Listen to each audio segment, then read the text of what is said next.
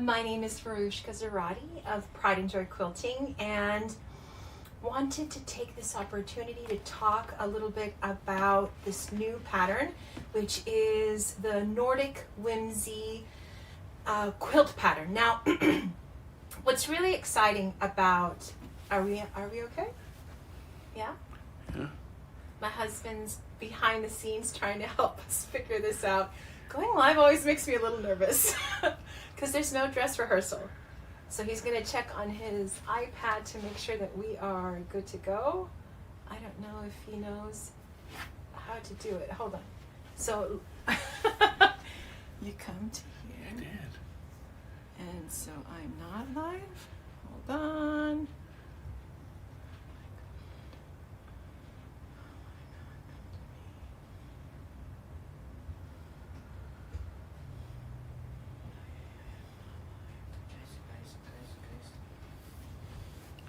Here, thank you. Okay. Hi friends, sorry, we're trying to figure out to make sure that I am live. I think I am live. Yeah, go there. Am I? Well, we're just gonna run it. If not, we'll have to do another live. Thank you friends for joining me. I'm very excited to talk about Nordic Whimsy. This was a little departure to what I'm usually used to designing when I was thinking about a project for Sweden, which I will be teaching at in April. As I began to explore different imagery, talk to some Swedish friends, there was a lot of conversation about, what makes Scandinavia special. And there was this constant theme of how folk art is such a big part of the tradition. And because I tend to be because I tend to lean towards foundation paper piecing, doing this much applique was a bit of a departure for me. But it's also very exciting because it presented new design challenges and opportunities to make something really, really come to life. And so I wanted to take us through some behind the scenes of what I was thinking as I was approaching design. So again, one of the challenges when you're doing a project for a class is the project big enough to feel robust and exciting, but not too small where it feels like it's not really anything substantial. So I have found that my sweet spot is around 45 by 45 inches. It's something that feels a little more substantial than like a small project, but it's large enough that you can actually do quite a bit of work with it. So I wanted to do, of course, a modern landscape with foundation paper piecing. But I also wanted to incorporate the elegant round curves of applique within the landscape pattern. And this was something that I first started playing with and exploring with my Paris Je t'aime quilt pattern last, November. So this quilt definitely takes it a step further. So the interior is foundation paper pieced with some integrated applique, which has been the primary thing I've been kind of playing with. How can we integrate applique within the structure of foundation paper piecing? So you'll see these mountains are part appliqued and then part sewn into the seam within the foundation paper piece sections. So these mountains are appliqued. Some of these more rounder bits are also appliqued. But then the border for sure has an applique component. Now for those who maybe don't find great joy in applique, they could do just the interior without the border. But I think it's very exciting to incorporate the two techniques in a meaningful way. I love the structure of foundation paper piecing with the elegant curves of applique. Now, for those who don't applique, I don't want you to feel scared of it. one of the things that I'm doing in my classes, and I'll be doing a lot on my channels of Pride and Joy Quilting, is talking about all the different approaches to applique. It's very interesting as I've delved into the world of applique. There are so many different recipes, if you will, to approach this particular methodology or technique. Whereas in other techniques, I don't feel there's such diversity of approaching the same thing as there is in applique. So there's really several ways to do applique. One from really the easiest to which is raw edge applique, which essentially you take fabric, you add webbing to it, you cut it out, and you just iron it on. Then you can either hand stitch or machine stitch. From raw edge applique, everything else is a different version of edge turned. Whether you're sewing in and interfacing, whether you're using freezer paper, cardstock, and one of the things that I've been exploring with is how can we use a thin metal to create our templates, especially when you have these sort of repeated shapes. So if you're intimidated about applique, there are easy ways of approaching it. And one of the things that I did want to say before I forget, as you pose your questions, my husband will throw them to me, is I will be teaching this class. Right now there are 3 different places where I'll be teaching it. My first class will be obviously in April with Busler Quilting in Stockholm. But for here, friends in the United States, I will be in Rocha, Virginia in June. Then I will be teaching Nordic Whimsy as well at Garden of Quilts in Utah in September. And then I will have 5 glorious days next May in Monterey at Empty Spools. So there are 3 opportunities to take a class with this particular pattern that you're welcome to come to. Now, throughout the year, I'll also be doing different techniques and different things that we can learn from and do. So a couple of things design-wise. I definitely wanted to incorporate some of the folk art motif into this design.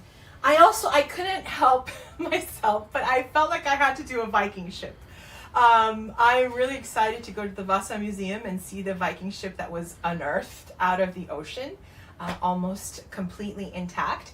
And so when thinking of a Viking ship, I thought, well, in my Paris quilt, in my Paris Je t'aime quilt pattern, I did the Louvres as a sort of a quilt pattern. And I thought, well, how can I do that here? And I thought, well, the sail of a Viking ship is a perfect opportunity to do like a little mini quilt. And so this has been very exciting because it's actually curved FPP, or it can be English paper piece, but of course I love foundation paper piecing.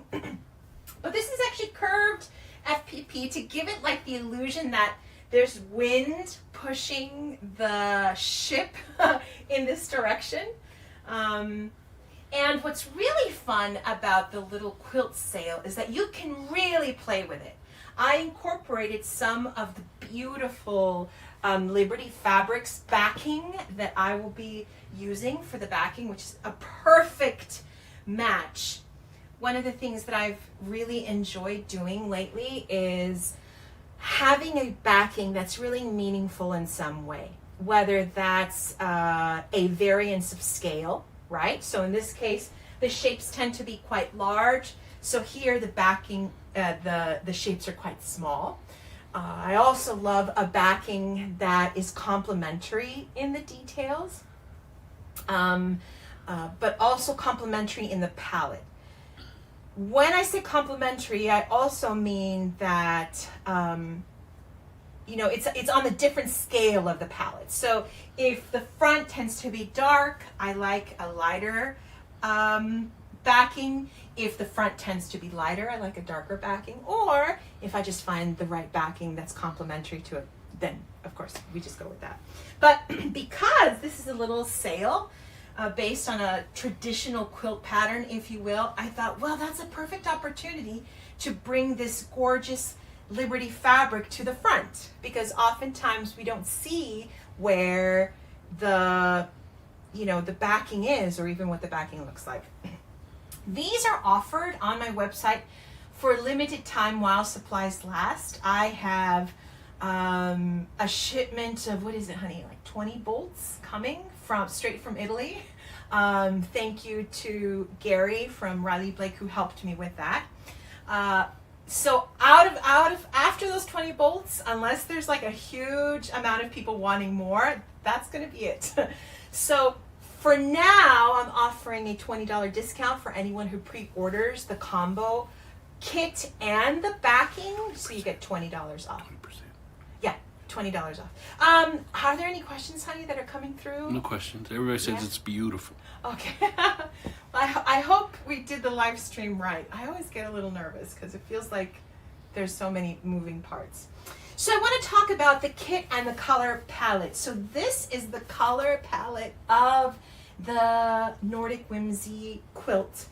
I really wanted to do a sort of homage to the flag, which is blue and yellow, but push it a little further to create a feel of warmth and whimsy, especially in the context of where we find ourselves now. I wanted to give a sense of sort of this peaceful tranquility. Now, a friend of mine reached out on Instagram, where it's usually that I spend most of my time, and said, I am from Sweden. I have family. Her name is Kate. Thank you, Kate. And she said, all through Sweden, there are these little red cabins that for a long time were used by, I want to say fishermen. I'm not exactly sure. And now they're just all over Sweden and people live in them and visit them. And so I knew I needed to incorporate some of the red houses into the landscape. Now, even though this is influenced by Stockholm, Sweden, I really wanted it to feel a little more broader, especially when you're making a landscape quilt. You want others to feel like it also can reflect where they are from. So, and it also prolongs the life of a pattern, right? Let's be real. When it's too location specific, it can kind of narrow who feels like they can really delve into this project. So even though it's based off of Stockholm, I really wanted to give a feel of the Nordic Scandinavian way of life. The way that this came together was I wanted a feel of like new life, right? A feel of flowers. I almost started adding butterflies, but I love the wink to spring and to new life. Now, the pattern comes with all of the templates needed for this, as well as layout templates. But you're welcome to play, whether you just want like this sprig here and this sprig here. You can play with the border as you like, which is another thing that I really set out as a goal with this particular pattern. I wanted quilters to feel that there was a place to start, some structure, but that you could also play with some of the elements of the design and make it your own. One of the things that I'm also very excited about, I don't know where I put it, is that there will be a thread pack of embroidery floss, not floss, what is it called? Eleganza from Wonderfil. This is actually included in your finishing kit, is a label along with the backing for hand embroidery labels. I think I've talked a little bit about that, how fun and exciting it is to do a nice hand sewn label at the end. But by having hand embroidery thread, you can go in and add some fun details to the applique and to the foundation paper piecing, and that gives it a little more whimsy. Coming back to the applique, one of the things that I wanted to talk about was you can either machine sew. Are you looking for something, honey? You can either machine sew these on, which is a lot quicker, or you can hand stitch them on. Now, hand stitching does take a lot of time, and for some of us that's hard to do. I did hand stitch a couple of them, some of these flowers. I don't know if I'll be able to hand stitch them all, just because small kids. But one of the things that I'm thinking about, and I might do another live about that, is I'm thinking of quilting it, and then because they're secured right now with glue and some pins, I could always come back after it's quilted and do some hand stitching in it, whether that's securing the foundation paper piecing or some of the hand embroidery. So yeah, I'm still thinking about how to quilt it, but there's some ideas I have rolling around in my brain, and I think I will come back at another live and talk about those. Baby, are there any questions? Chad. Quilters? Okay. Ask for questions. Yeah, so if there are any questions, please feel free to put them in the comments, and then I can answer them to my best of my capability. So right now, we are in the pre-orders of the kits. We have a limited amount for right now, I believe. We are sourcing 100 to 150 kits, which is a lot of work actually. But this kit, I thought Paris was robust. This is even more robust. So I include some metal templates for, in particular, the circles, as well as additional materials for this particular kit, because I really wanted you to feel that when you get the kit, you have everything you need for quilting. So I hope this has been informative. We just went live on Instagram. Oh, just right now? Yeah. Oh, Say shoot. hi to Instagram. Oh no, hi Instagram friends. It looks like it just went live. 16 minutes later. Oh no, 16 minutes later. So we've been talking about Nordic Whimsy and some of the design elements. We've been trying to figure out this live. It's actually a lot harder than it seems. But the kits are on pre-order right now until May 1. If you order the kit and the Liberty fabric together, the quilt kit and the finishing kit, then we offer $20 off. It helps me, because it's just me, friends. Like me and my husband right there, and my little boy is once in a while putting all of this together. So one, we appreciate your support tremendously. Two, it feels like such a gift to be able to do this. So that's a little bit about our Nordic Whimsy. I think I might have to do a live that's just for Instagram. How do the metal templates work? Oh, so that has been something I've been exploring. One of the challenges of doing applique, especially when you're doing repeated templates like these little leaves or these dots or flowers, is that you will find that templates warp. Even if you're using some silicone templates that you can buy or cardstock.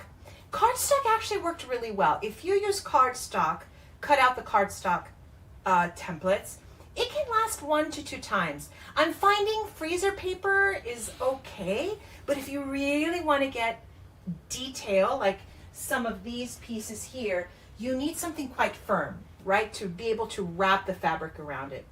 And I was finding that cardstock, although it worked well, it wasn't holding up for a lot of template use. And so I thought, well, is there something at home that I can use that can hold up for multiple use? And so I actually grabbed a soda can that we had in the kitchen and I cut it apart, and it worked well, but it was a little too thin. And so I thought, well, if this aluminum is working great, what if I was to get slightly thicker aluminum?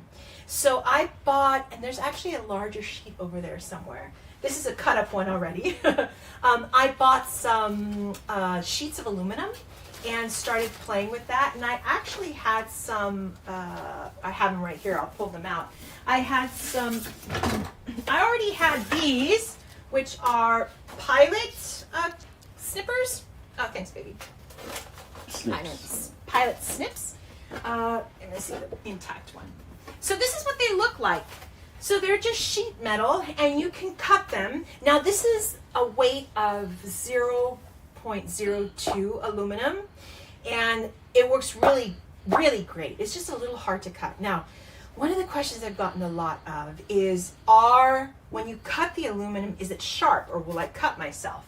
And what I found was, in using the Pilot snips, it actually creates a blunt edge. So I haven't cut myself on these templates. So I've actually made all sorts of templates and they last forever. Another really neat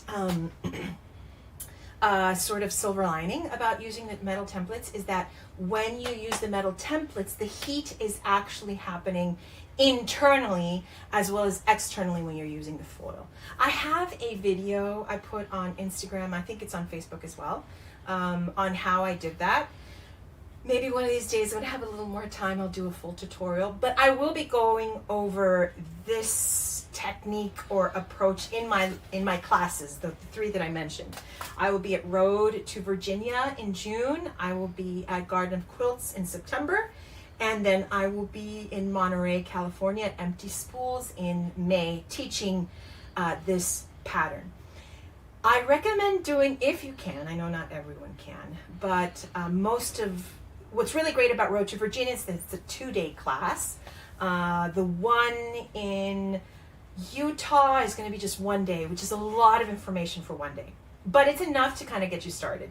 Ideally, I think the 5 days in Monterey are like perfect to really make folks feel comfortable with the entirety of the project.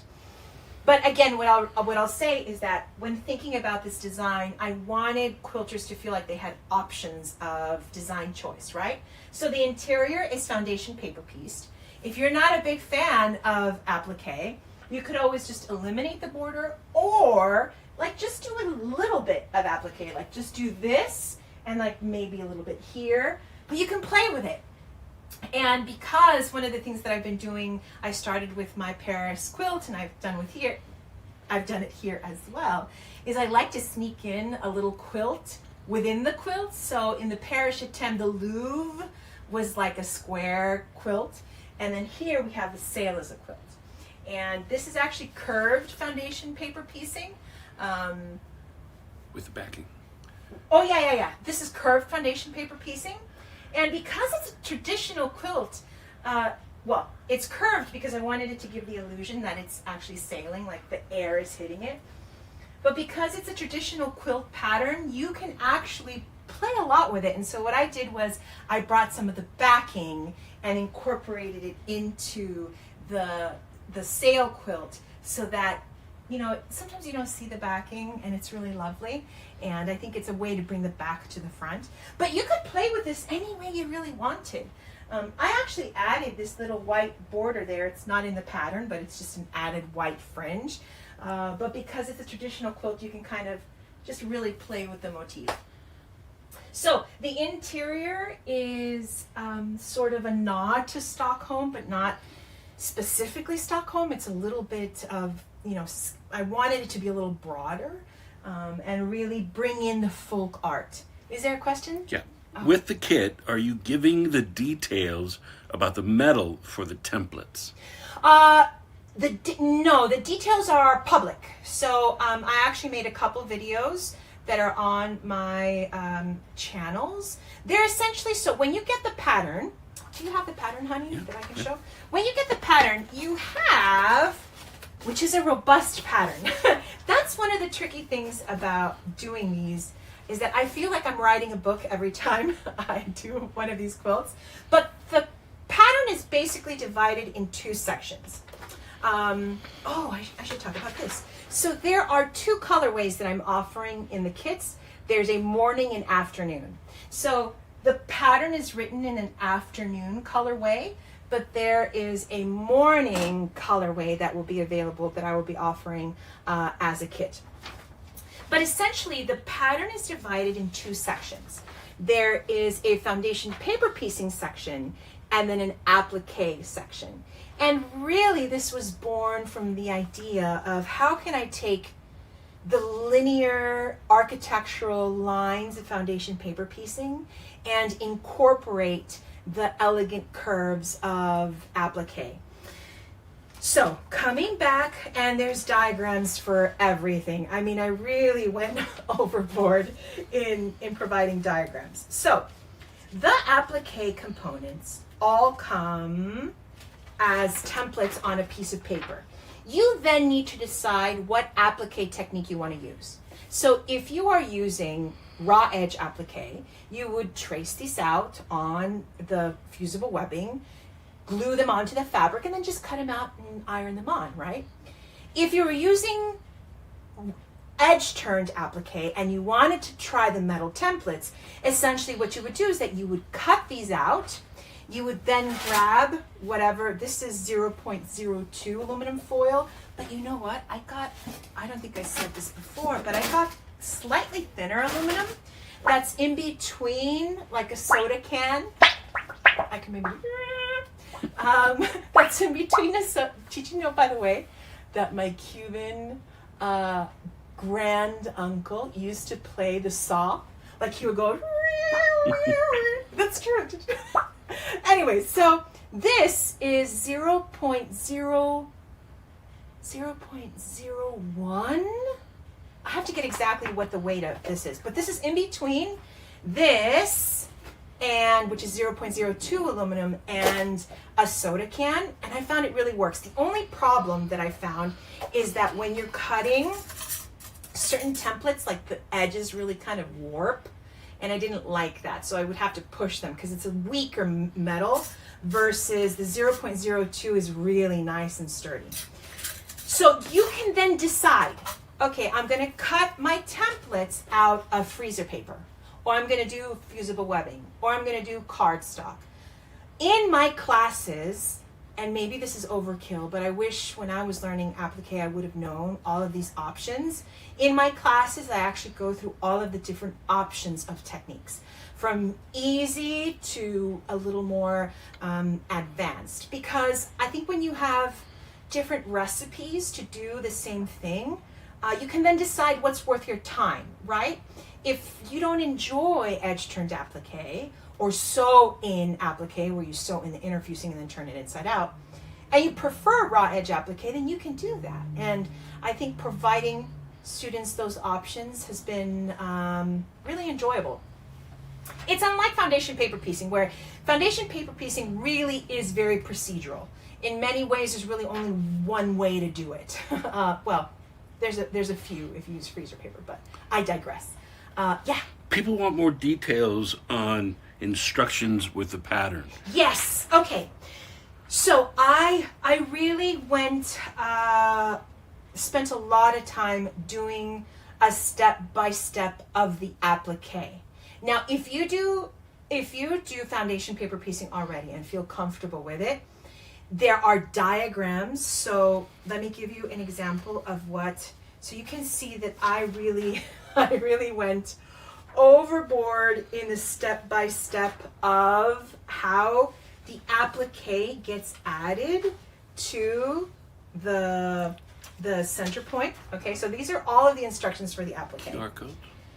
I'm sorry? QR codes? Yeah, there are QR codes for videos on how to do different approaches of applique. There are also placement diagrams. So I have a placement diagram that you can put together. And when it comes to the foundation paper piecing, there are, lots of diagrams and instructions on how to do them. Now, with the FPP, I have a basic how-to FPP in the pattern, and I have videos to how to applique in the pattern. And most patterns don't come with technique elements, but when I get a pattern and I'm feeling a little, nervous or insecure about how to approach it, I would have liked to have seen, especially early on, some instruction. So the FPP component comes with some basic instruction for foundation paper piecing. The applique component comes with some QR codes for applique technique. So you have some technique support, then you have construction support, and then you have the pattern broken up into two sections. You have the foundation paper piecing section, and then you have the applique section. But what I really want you to kind of take away from this live, if you will, is that there is room here for you to play. I give a general layout that you can absolutely follow and do exactly the same, but you can actually play with it. You don't have to have as much applique if you don't want. Like, you can just do this section, or just do the bottom section, or just add some flowers here and there. Or you don't have to do any of it, right? You can just do the middle and just do a little border. The sale gives us an opportunity to try curved foundation paper piecing, just slight curve, with some FPP technique in here that is then appliqued onto the Viking ship. But it's quite a complete pattern. The kit, the way I look at the kit is, you could just buy bare bones, right? You could buy a pattern and just buy the fabric, or source the fabric yourself. But when I invest in a kit, I love getting all of the materials that I need for it, other than my sewing machine. I can't include a sewing machine in your kit. I wish I could. But I have a project bag that I just throw in for fun. The fabric, the pattern, the all the applique tools that you will need. I don't include metal because that's kind of, I don't know. I have to think about that a little more. But I do include cardstock and all of the fusible webbing as well as the sew-in webbing. So the metal is simply an added consideration you can do if you want your templates to last longer, especially like for this. Oh, I do include the stainless steel circles to do all of these circles. So there are 3 sizes of circles in stainless steel that will come in your kit so that you can do them more precise. They come out really beautiful that way. Are there any other questions, honey? Nope, they've tried the metal and they think it's genius Oh, and they love yay! it. Yeah. Oh, good. Mm-hmm. So again, this whole pattern was born. It's a very different approach to what I've done before. The palette is a little warmer.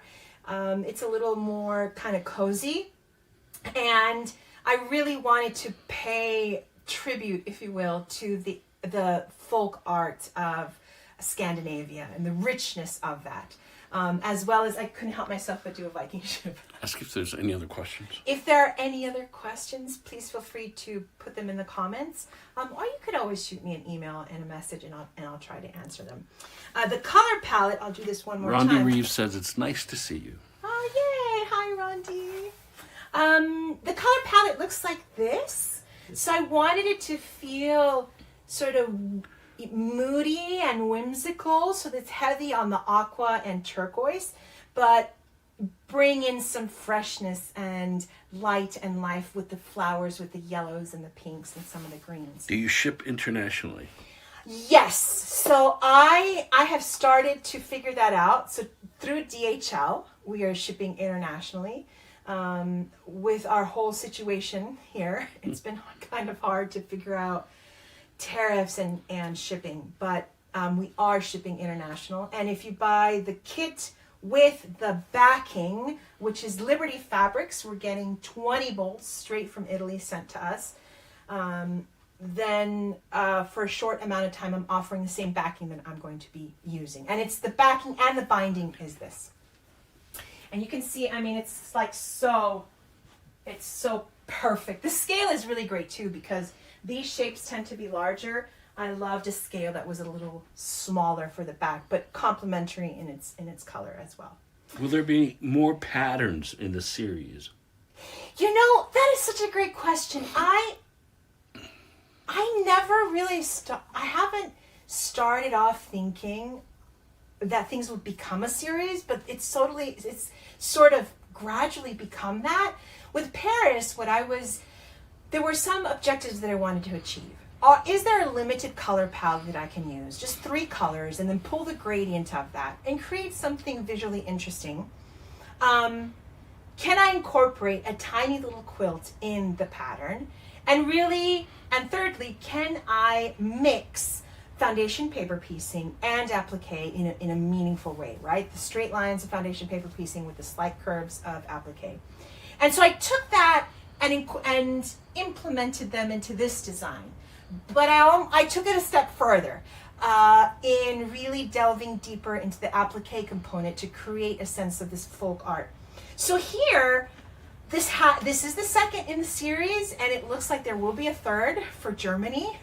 And there are some possibilities. Right now we're talking for other places in Europe, perhaps Ireland and Switzerland. We'll see for 28 and 27.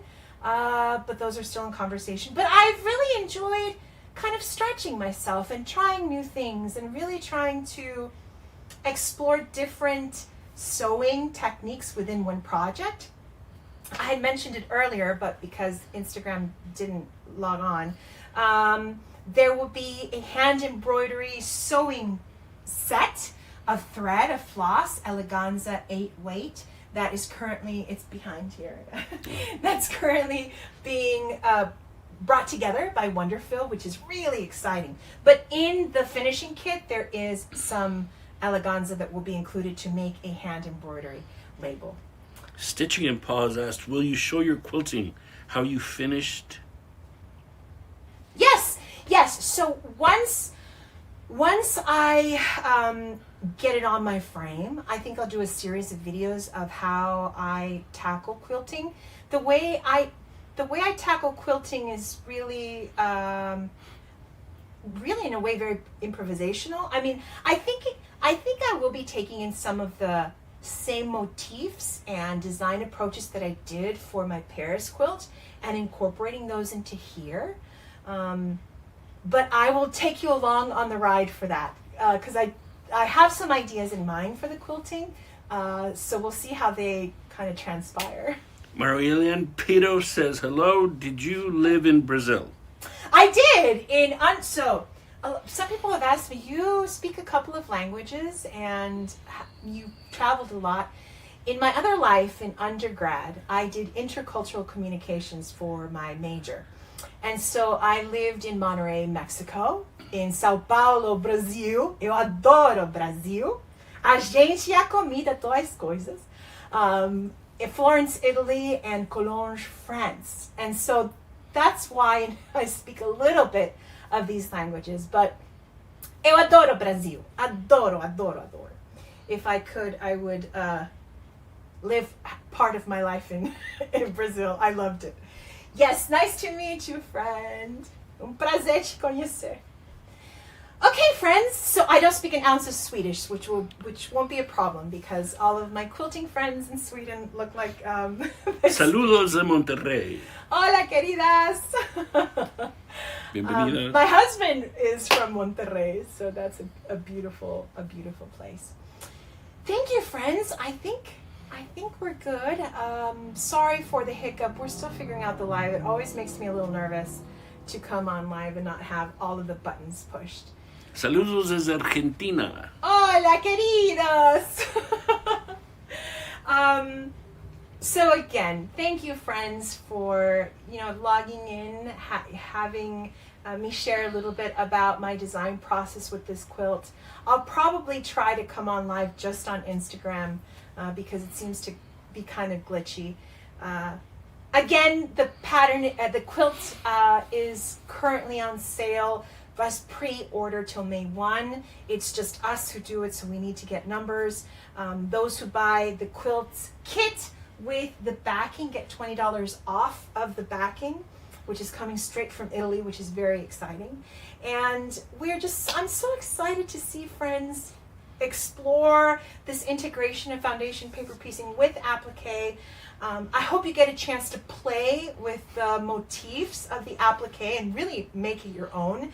Take the tools that are found, within the pattern and just bring it to life in what feels more congruent to you.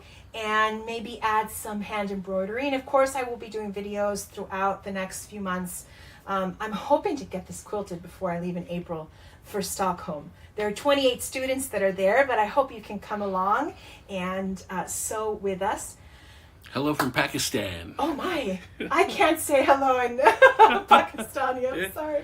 Hello, friend from Pakistan. Beautiful quilt kit, thanks for the live video. Thank you, friends. Thank you for taking time out of your day to join me. Have a wonderful day. And you have a wonderful weekend. and see you later on Instagram. Bye, friends.